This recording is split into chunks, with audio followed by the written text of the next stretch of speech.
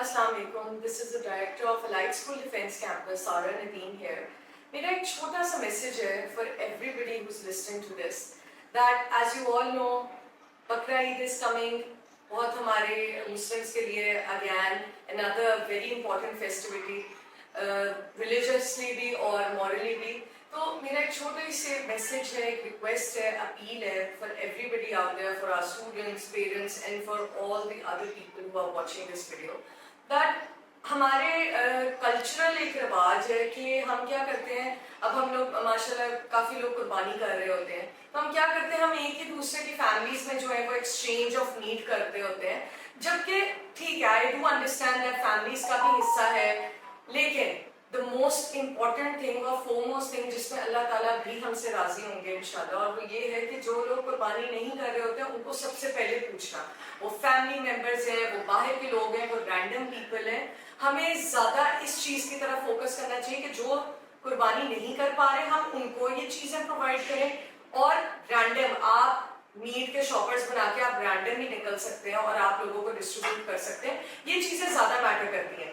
اپنی ہی فیملیز کو دینا جو پہلے ہی قربانی کر رہے ہیں, اس سے کچھ بھی نہیں ہوگا. اس سے آپ صرف کلچرل اپنے تعلقات ٹھیک کر لیں گے, لیکن آپ مورلی ریلیجسلی اس چیز کو ہم اس کو پورا نہیں اتر پائیں گے.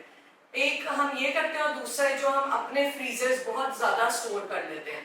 جیسے کہ ہم نے پورے سال ہم نے میٹ دیکھا نہیں ہے, ہم اکثر یہ چیزیں کرتے ہیں. میں ہم اس لیے کہہ رہی ہوں, I am talking about everybody including myself, my family, every body.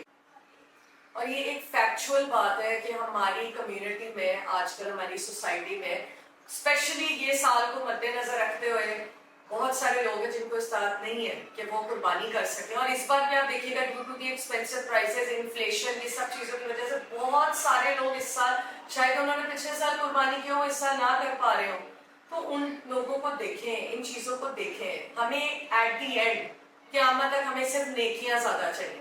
So this is how میں سمجھتی ہوں کہ اگر ہم یہ چیزیں کریں تو ہم بہت سارے لوگوں کے گھر جو ہے وہ روشن کر سکتے ہیں.